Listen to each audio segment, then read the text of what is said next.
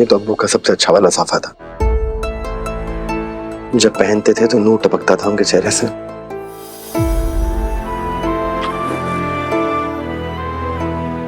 अब्बू दादी ने कहा था कि आप मेरे लिए विरासत में सवालों के जवाब छोड़कर गए हो, लेकिन इन चीजों में अपने जवाब ढूंढूं कैसे?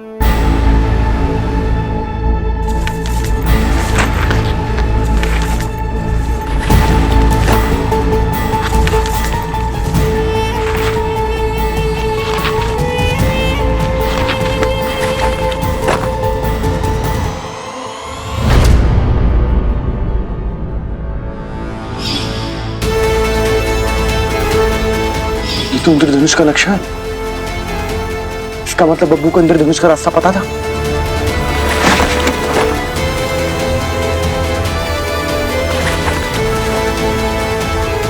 ये नक्शा तो आधा है। इस अधूरे नक्शे से इंद्रधनुष में ढूंढूंगा कैसे? हाँ, आधा नक्शा तो है, तो क्या पता बाकी का रास्ता मैं खुद ढूंढ लूं। यही सही रहेगा अली। कल सुबह मैं अकेला इंद्रधनुष ढूंढने जाऊंगा।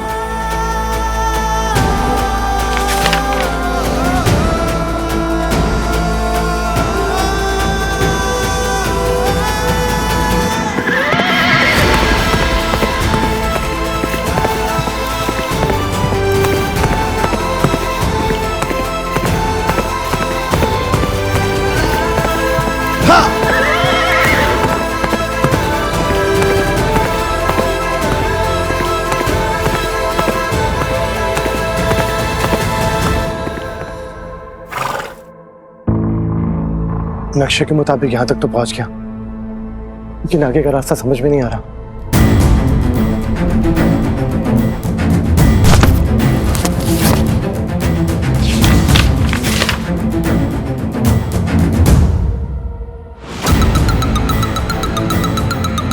यहां से आगे का रास्ता तो नक्शे में भी नहीं है। मैं अपनी मंजिल को कैसे ढूंढूंगा?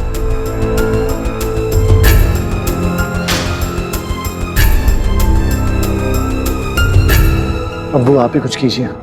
जब मैं छोटा था आपके कंधों पर बैठ के रास्ता देखता था। अब तो जादू करो ना आप, कोई जादू कीजिए ना, रास्ता दिखा दीजिए। कुछ ऐसा जादू कीजिए कि मेरी सारी मुश्किलें दूर हो जाएं।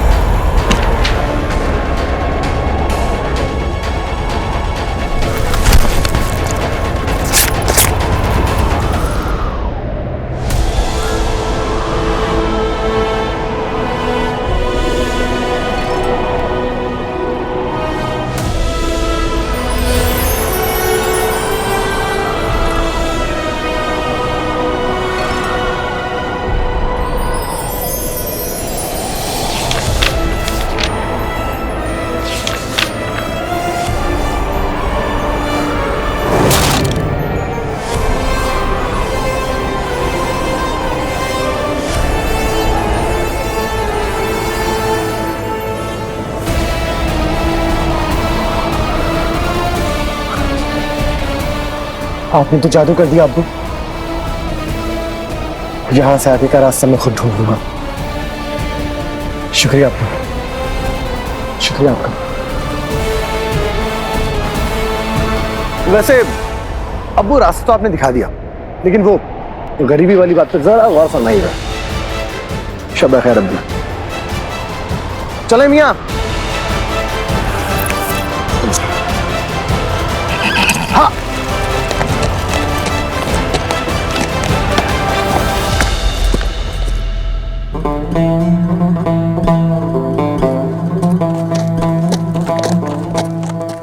भाईजान, आप यहीं के हैं? जी मैं तो यहीं का हूं, लेकिन आप लोगों ने वीराने में डेरा क्यों डाला है? कौन है आप लोग और कहां से हैं? भाईजान हम हिंदुस्तानी सौदागर हैं। कारोबार के सिलसिले में हम देश विदेश जाते रहते हैं। वापस अपने वतन हिंदुस्तान जा रहे थे, पर पता चला कि 39 चोरों की दहशत की वजह से आगे का रास्ता बंद कर दिया है। हाँ, वो रास्ता कब खुलेगा ये तो नहीं पता, लेकिन इस समय हमारे पास रहने के लिए जगह नहीं है।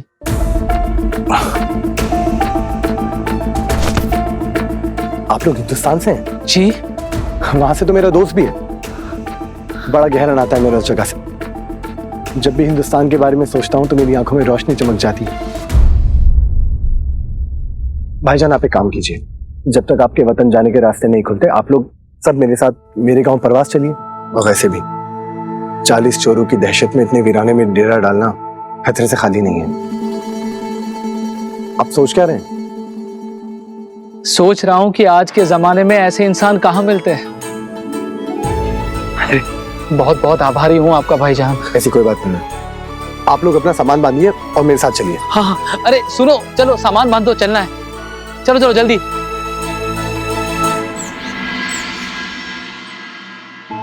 शुक्रिया,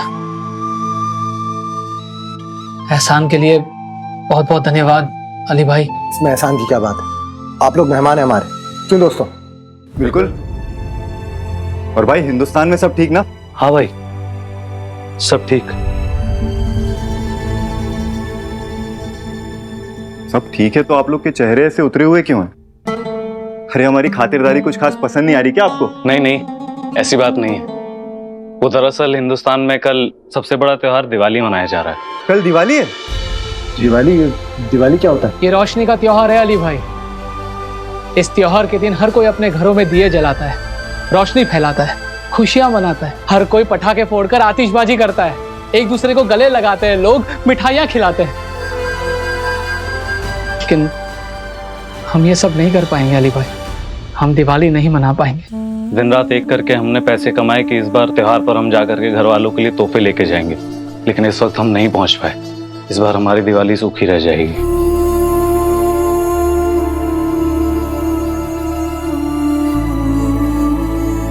कौन कहता है कि आपकी दिवाली सूखी जाएगी? अगर आप लोग हिंदुस्तान नहीं जा सकते तो क्या हुआ? हिंदुस्तान अब परवाज आएगा। हम परवाज में दिवाली मनाएंगे ठीक हिंदुस्तान की तरह, और ये सारा इंतजाम हम करेंगे, क्यों दोस्तों? बिल्कुल। खुसरो हर जगह ऐलान करा दो कि इस बार परवाज में हम दिवाली मनाएंगे ठीक हिंदुस्तान की तरह। हम पटाखे फोड़ के आतिशबाजी करेंगे, अपने घरों को सजाएंगे, और परवाज में ठीक हिंदुस्तान की तरह रोशनी ही रोशनी होगी। अली भाई, बहुत बहुत धन्यवाद आपका। आपने जो हमारे लिए किया शायद ही कोई किसी के लिए करता होगा। आप देखिएगा, आपके इस नेक काम के लिए दुनिया आपकी मिसाल देगी एक दिन। दिवाली मुबारक हो आपको। दिवाली मुबारक हो। दिवाली मुबारक हो किशोर। दिवाली मुबारक हो।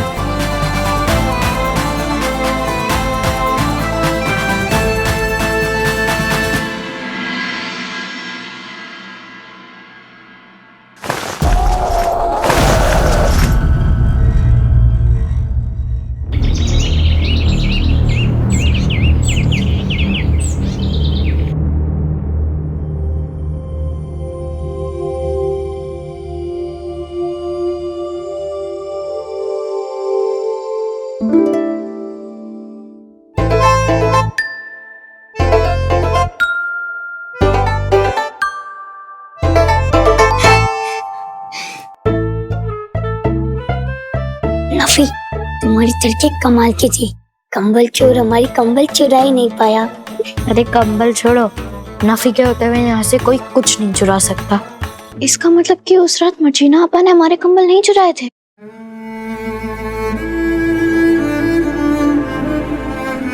बाबा आपा के लिए नरम पड़ रहे थे और हम सख्त हो रहे थे। हम खा उन्हें चोर समझ लिया, गलती हो गई हमसे। बाबा कहते हैं कि जब गलती का एहसास होता है तब फौरन माफी मांगनी चाहिए। लेकिन हम उनसे माफी मांगेंगे भी कैसे? फूल जिससे मान जाते बड़े बड़े नामक फूल। मर्जीना आपा तो। अरे किसने ले लिया मेरा कंबल? रात भर ठंड में अकड़ कर कुल्फी बन गई मेरी। इसका मतलब कंबल चोर अभी भी घर में है। अजीज, अरे क्या हुआ? तुम ऐसे चिल्ला क्यों रही हो? क्या हुआ? आसमान से बिजली गिरी क्या तुम्हारे ऊपर जो ऐसे कांप रही हो? बिजली नहीं, औस गिरी है। ठंड से कांप रही हूँ मैं, पूरी रात बिना कंबल के सोई हूँ। तुम बिना कंबल के सोई हो? अरे मैं बिना कंबल के सोया हूँ। नींद से जागा तो कंबल गायब थी। मुझे यकीन है कि कंबल तुम ही ने लिया था। अजीज, अगर आपका कंबल मैंने लिया होता तो मुझे ठंड कैसे लगती? मैं इतना कांप रही हूँ कि अगर अपने हाथ में दही ले लूं ना तो मेरी कपकपी से उसकी भी छाछ बन जाए। ये सब तुम्हारे बहाने हैं ताकि मैं तुम्हें डांट ना लगाऊं। अच्छी तरह जानता हूँ कि तुम्ही ने मेरा कंबल लिया था।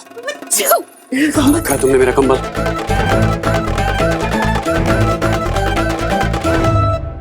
हमने अपने कंबल तो अपने पैरों से बांध रखे थे, इसलिए कोई उन्हें ले नहीं जा सका। लेकिन भाभी और भाईजान के कंबल किसने ले लिए?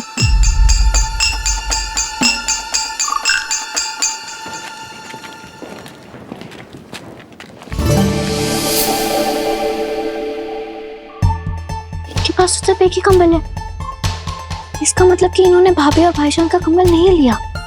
उनका कंबल किसने लिया?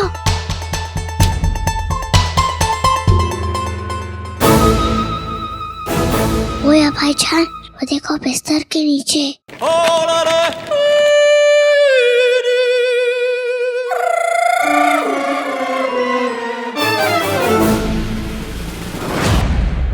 दोनों कंबल तो बाहर। इसका मतलब हमारा शक सही था। मर्जीना आपा ही कंबल चोर है। बेवजह अफसोस करके सुबह सुबह दिन खराब कर लिया।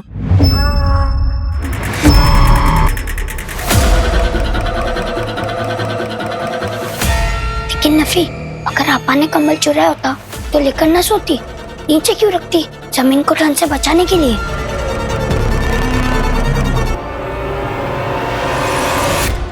नहीं, अपनी चोरी छुपाने के लिए। लेकिन जब कोई कुछ चोरी करता है तो उसको छुपा कर रखता है ना। इन्होंने तो सामने ही रख दिया।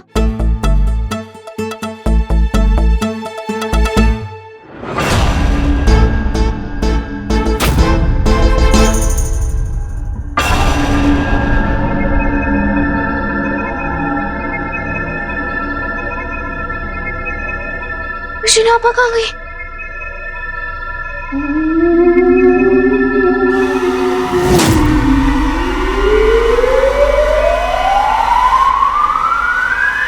अलीफ आपा, ये आवाज कैसे आ रही है?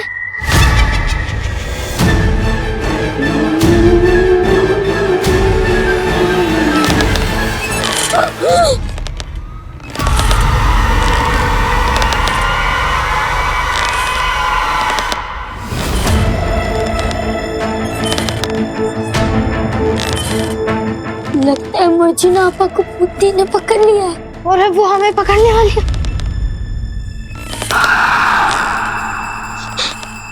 मर्जीना आपा,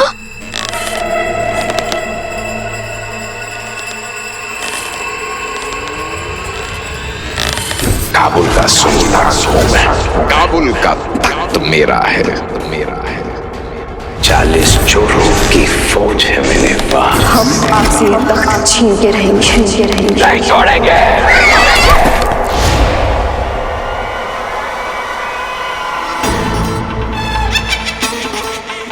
हम नहीं छोड़ेंगे आपको, नहीं छोड़ेंगे।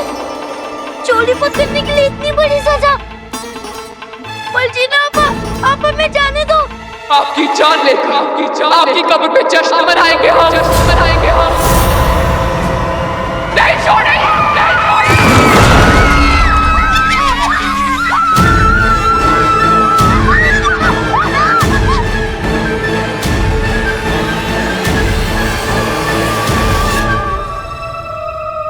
रास्ता मिल गया, कल फिर कोशिश करेंगे। पापा, अरे पापा बचाओ, पापा, इससे बचा लो। क्या हो पापा, पापा, पापा बचाइए, वो हमें मार डालेगी, जिंदा खा लेगी। कौन मार देगी बेटा? मर्जीना। मर्जीना आपा। मर्जीना? हाँ पापा, चुड़ैल की तरह लग रही है वो। ऐसा लग रहा है किसी भूतनी ने पकड़ लिया उसे। अरे वो खुद एक भूतनी है, उसका क्या खुद पकड़ेगा? नहीं बाबा, हम सच कह रहे हैं। मुंह पर पूरे बाल, गुस्से से फूले हुए गाल, आंखों में जलती हुई आग और आवाज जैसे गरजता हुआ बाघ। अब हम यहाँ से लेते हैं भाग। तुम लोग बंद करो अपना राज। एक तो घर के बाहर 40 चोरों ने कहर डाल रखा, दूसरा घर के अंदर मर्जीना और बच्चों ने। दिन ब दिन इनकी शैतानियां बढ़ती जा रही हैं। मजाक की भी हद होती है। तुम लोग रुको, मैं देख के आता हूँ क्या वो नहीं रुको। बाबा, बाबा।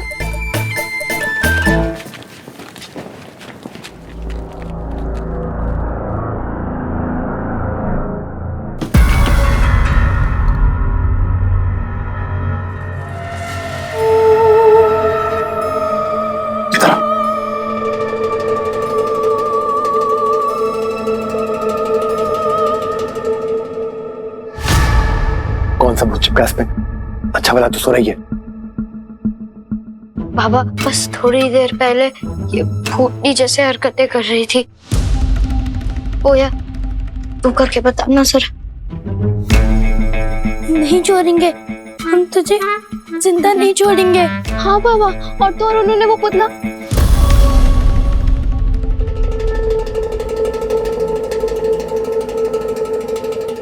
क्या हुआ पुतले को? गिरा दिया था। ये सब तुम्हारी शैतानी है। और अलीफी, तुम भी शैतानों के साथ मिल गई, तुम्हारी शैतानी हम पे बहुत भारी पड़ेगी। कासिम भाईजान को अगर पता चल गया मर्जीना को हमने घर में छुपा रखा तो हम सबको घर से निकाल देंगे। लेकिन बाबा मैं बाहर काम से जा रहा हूँ और कोई मस्ती नहीं करेगा। इमाद, ये आपकी किताब है? नहीं, आपको पढ़नी है तो आप पढ़ लो। नहीं नहीं, हमें नहीं पढ़नी। हमने तो ये पढ़ी हुई है। हमने तो इसके 10 हिस्से पढ़े हुए हैं। बाबा, जब आपको शहजादी का शामियाना बनाने के बाद बहुत सारी दिनारी मिलेगी, तब आप हमारे लिए एक हिसाब पढ़ाने वाला मुअल्लिम रखवा दीजिए। तुमने इसके 10 हिस्से पढ़े हुए? हाँ, ये बात तुम्हारे दिल को छू गई। तुम तो माशाल्लाह कितनी समझदार हो। वो तो हम बचपन से, बस आपको आज पता चला है। हर चीज में अव्वल आते थे हम। हमारी तालीम तो ऐसी है कि हम आपको भी पढ़ा सकते हैं। मुझे नहीं, मेरे बच्चों को। देखो, तुमने माशाल्लाह इतनी अच्छी तालीम हासिल करी है, हर चीज में अव्वल आती। अगर तुम मेरे बच्चों को पढ़ाओगी तो मैं तुम्हारी पूरी आधी दिनारी माफ। बाबा, अब मर्जीना आपा को क्यों तकलीफ दे रहे? वो तो हमारे मेहमान है ना, मेहमान से थोड़ी ना काम करवाते हैं। हाँ, लेकिन अगर मेहमान काम का हो तो उससे कुछ सीखने का मौका नहीं छोड़ते। आई बात समझ में? क्यों मर्जीना, पढ़ाओगी ना मेरे बच्चों को? नहीं नहीं, ऐसा उस्ताद लाने के लिए नहीं बोला था। हमारे सामने हमारा मकसद है। हम खुद नहीं जानते कितने दिन और यहाँ रुकेंगे, लेकिन जब तक भी यहाँ है तब तक तो इन बच्चों को पढ़ा ही सकते हैं।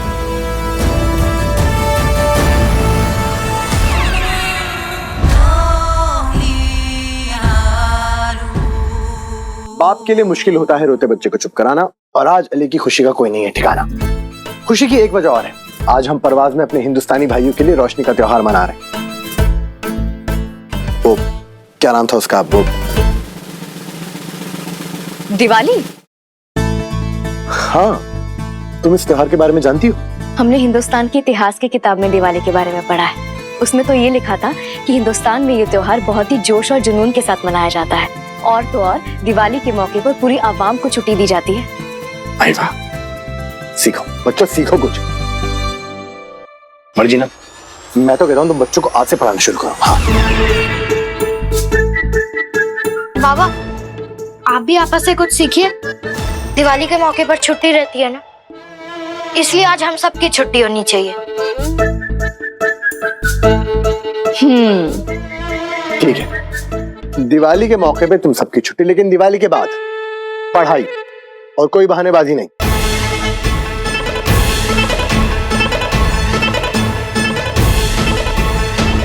कि मर्जीना आपा तो मुसीबत बनती जा रही है, कुछ भी करके हमें उनसे पीछा छुड़ाना होगा।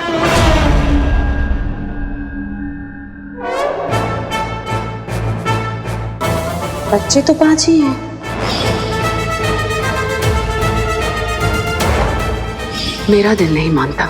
मैंने घर में 6 बच्चे देखे, 5 बाहर गए हैं तो छठा बच्चा उनके कमरे में ही होगा।